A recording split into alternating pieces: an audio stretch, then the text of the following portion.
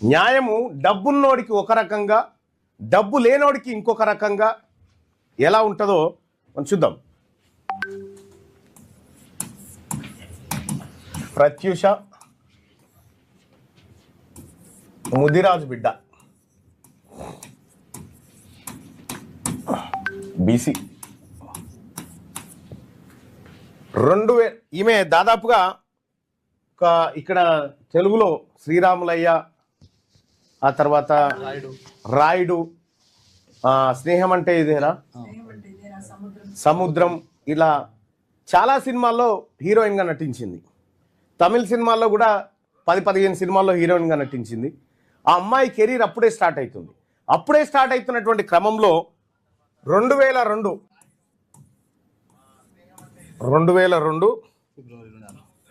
ఫిబ్రవరి 24 నాడు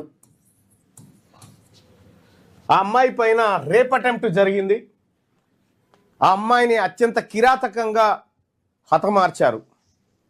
హతమార్చిన వారిలో ఆ రోజుల్లో ఉన్న మంత్రి పిల్లలు కూడా ఉన్నారు. కానీ అధికారంలో ఉండడం వల్ల వాళ్ళను కొంతమందిని తప్పించారు. అప్పట్లో నాగం జనార్దన్ రెడ్డి గారి కొడుకు పేరు కూడా వచ్చిండే అప్పట్లో వార్తా కథనాలలో, ఇంకా కొంతమంది పేర్లు కూడా వచ్చినాయి. ఇక్కడ 2002 ఫిబ్రవరి 24 నాడు ఘటన జరిగితే, ఆ అమ్మాయి పైన అత్యాచారం జరిగితే ఏం చేయాలి? సహజంగా గాంధీకో, మెడికల్ హాస్పిటల్, ఏది ఉస్మానియా హాస్పిటల్కో, లేదంటే ప్రభుత్వ దవాఖానకు పంపించి ఏం జరిగిందో చూడాలి. కానీ వాళ్ళు కేర్ ఆసుపత్రికి పంపించారు. బంజారాయిల్స్లో ఉన్నటువంటి కేర్ హాస్పిటల్కి పంపించి ట్రీట్మెంట్ చేస్తున్నట్టుగా, ఏదో అప్పటికే బ్రతుకున్నట్టుగా కేర్ ఆసుపత్రికి పంపించారు. కేర్ ఆసుపత్రిలో చనిపోయింది అనేటువంటి మాట చెప్పడం జరిగింది. ఇక్కడ ఆ తర్వాత నాంపల్లి సెషన్ కోర్టులో ఈ కేసు నడిచింది. దీంట్లో నిందితుడు, అప్పటికి ఆరోపణలు ఎదుర్కొంటున్నటువంటి నిందితుల జాబితా, ఈ జాబితాలో అందరి మంత్రుల పిల్లలను తీసేసిరు, ఒక్కరిని పెట్టిరు. ఎవరు లేకపోతే కూడా బాగుండదు కదా, అందుకే సిద్ధార్థ రెడ్డి అని ఒకరిని పెట్టిరు. సిద్ధార్థ రెడ్డి అని పెట్టిండు. ఈయన కాంట్రాక్టర్ కొడుకు అని చెప్పి తెలుస్తూ ఉంది. ఈ సిద్ధార్థ రెడ్డిని పోలీసులు అరెస్ట్ చేసిరు. ఈ కేసులో అరెస్ట్ చేస్తే ఆ అమ్మాయి అత్యాచారం, హత్యకు గురి కాబడ్డది. వానికి కేవలం నెల రోజుల లోపల బెయిల్ వచ్చింది. మళ్ళా ఫస్ట్లో 1 నెల రోజుల్లో bail.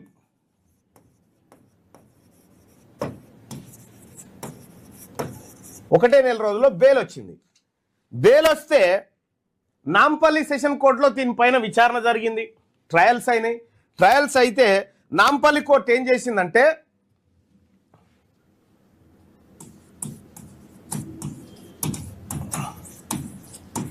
Sessions court Nampally, sessions court నాంపల్లిలో విచారణ జరిగిన తర్వాత 5+2 అంటే 7 years ఏళ్ళు జైలు శిక్ష విధించింది. జైలు శిక్ష విధించింది. జైలు శిక్ష విధించింది. సిబిఐ కూడా ఎంటర్ అయింది. సిబిఐ విచారణ చేసింది. సిబిఐ విచారణ చేసి ఏం జరిగింది మాట్లాడదాం దాని మీద మళ్ళీ. ప్రత్యూష గారి తల్లి రిటైర్డ్ టీచర్ ఉన్నారు మనతో పాటు. ఒక ఆడబిడ్డకు, అది ఒక బీసీ వర్గాల నుంచి వచ్చినటువంటి ఆడబిడ్డకు న్యాయం ఏం జరిగిందో ఇక్కడ తెలవాలి. ఇక్కడ ఆయనకు 7 ఏళ్ల జైలు శిక్ష చేస్తే వాడు కేవలం 3 నెలలే ఉండు. 3 నెలలు జైల్లో ఉండి బయటకు వచ్చాడు. బయటకు వచ్చేసాడు 3 నెలల తర్వాత. ఇది అన్యాయము. వానికి జీవిత ఖైదు పడాలి, లేదంటే ఉరిశిక్ష పడాలి అని ఆ తల్లి హైకోర్టుకు పోయింది.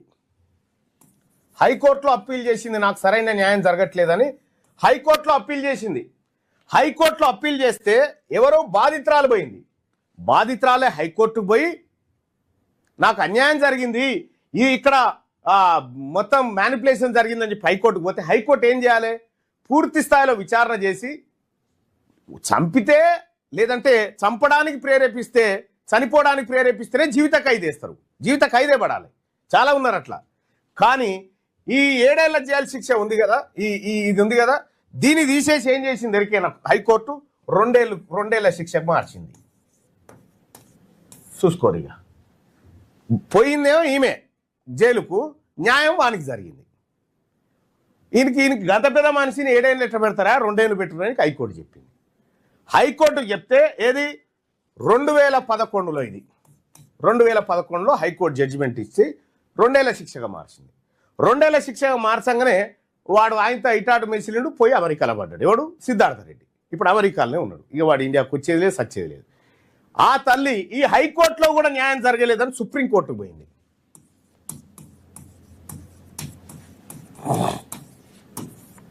సుప్రీంకోర్టుకు పోయింది. సుప్రీంకోర్టులో ఎప్పుడు 2012లో అప్పీల్ చేసింది.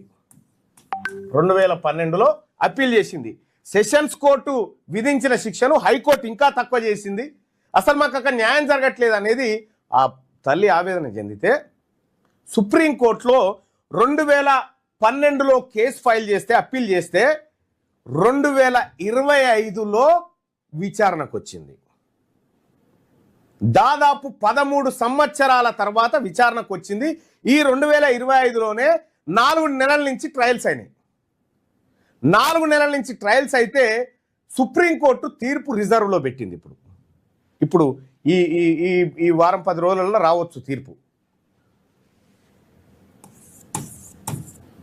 సుప్రీం తీర్పు రిజర్వ్.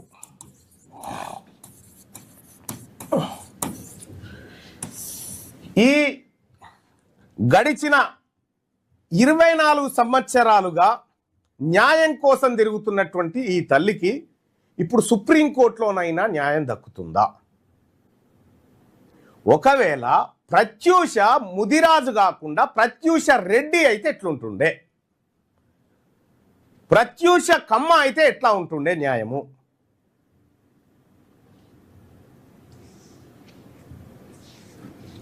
ఒక ముదిరాజు బిడ్డ హీరోయిన్ అయితేనే ఈ దొంగలు ఓర్చుకోలే.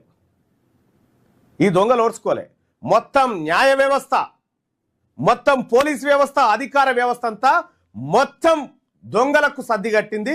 పరిస్థితి ఆడికొచ్చింది. మరి ఈ సుప్రీంకోర్టులో కూడా న్యాయం జరుగుతుందా? ఏం జరుగుతూ ఉంది?